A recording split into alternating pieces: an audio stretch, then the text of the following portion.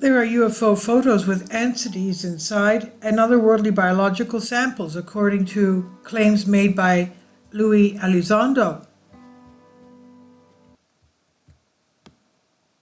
The UFO community has never been more active than it is now. The phenomenon has always been around us, but due to the lack of transparency, it never became so open to discussion. And since the last decade, a number of UFO sightings has increased, not only in the US, but worldwide, of course. Now we're shooting these objects in the air, leaving the whole world to watch them. And even after thousands of UFO cases, including photos and videos, we have no clue who is behind these UFOs. China, Russia, and the United States have their experts to investigate the UAPs, but surprisingly, they do not blame each other. Perhaps it's non-human technology, and no one has any idea from where it came, as filmmaker Jeremy Corbell claims. It's really shocking and weird that nobody paid attention to former ATIP head Louis Elizondo's statement about UFOs' occupancy in biological samples.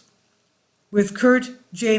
Gao on his series of Everything TOE podcast in 2021, Elizondo carefully hinted that potentially the US government has acquired otherworldly biological samples.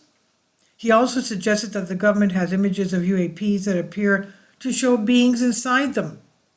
And recently, that has also been shown in taking place somewhere over Turkey. Elizondo spent 20 years as a military intelligence officer in the Pentagon, and during his career, he ran the most secretive UFO program, Advanced Aerospace Threat Identification Program, ATIP for short.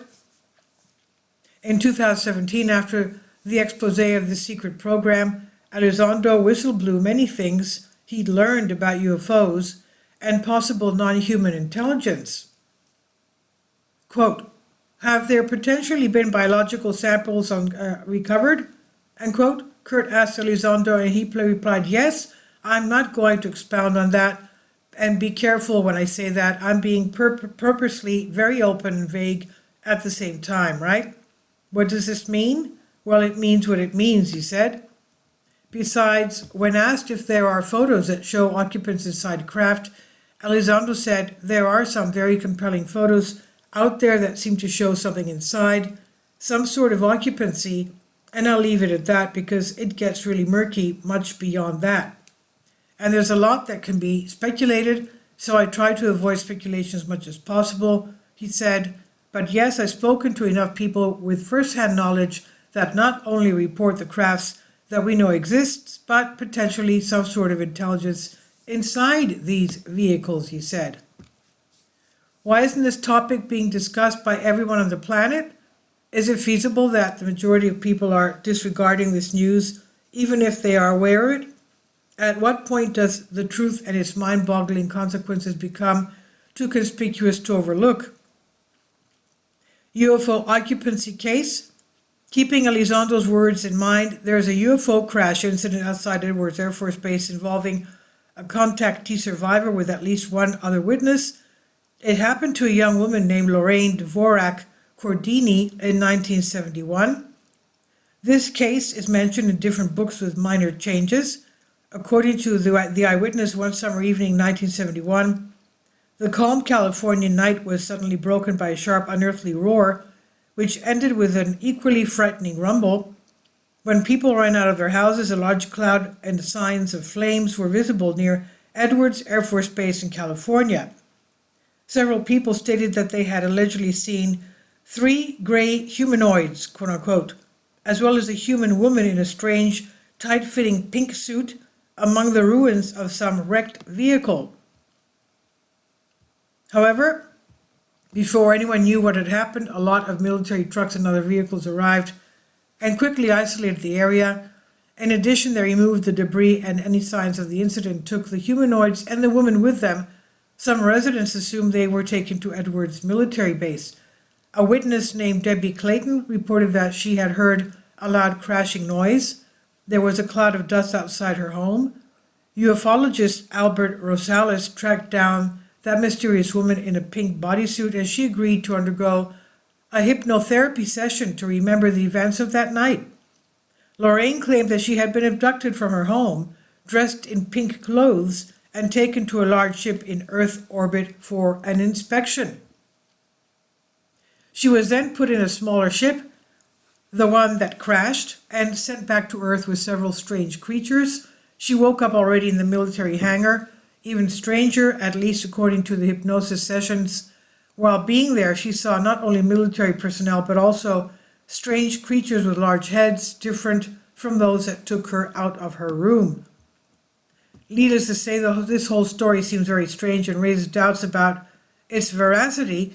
Clayton was baffled when she found no newspaper written about the story, and there was no news about it on TV as well. It was the first case of the only human survivor found at a crash retrieval. Researcher Richard Geldrick Jr. has written details on this case and found the identity of the witness and contactee. Lorraine, or Lori, was working on her autobiography in 2009, but it never came out. Perhaps she passed away before bringing it to the world. Elizondo is certain about UFO occupancy and recovered alien biological samples. He even gave his candid take on the 1947 Roswell crash in New Mexico, and more in an interview with the Roswell Daily Record.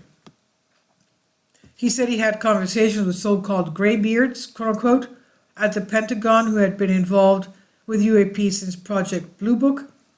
It was from these individuals that Elizondo learned what probably occurred at Roswell in 1947. Elizondo said, these individuals were convinced that the events in New Mexico were not fiction. In fact, that it was a very much real event and that some very exotic material was recovered, and then there was a subsequent effort to try to be very dismissive about what occurred in New Mexico, he said. On UAP phenomenon, Elizondo noted, this is something we've been dealing with for a long time. Imagine the first person to get on a boat and sail over the horizon. There's stories of sea monsters and krakens that will devour you and destroy your boat. Yet we did it anyways. We did sail and we explored the world, and it turns out 500 years later, there really are sea monsters. We call them the great squid of the Pacific, the great white sharks and whales. And now they're just part of nature and have a scientific name, but those sea monsters still exist. They're there, and we just learn to understand them. Maybe this is the same thing. Maybe it's just another expedition over the horizon where we're going to realize that what we thought were monsters are really just neighbors. This is on News 10's Guild 24. Please leave your comments. Thank you for your support. Support my Patreon account. The daily posts are 5 videos daily, and they are totally different from what I have on my YouTube channel. Thank you so much for your support and that you find all my content so interesting. You'll find the Patreon account details in the description box below.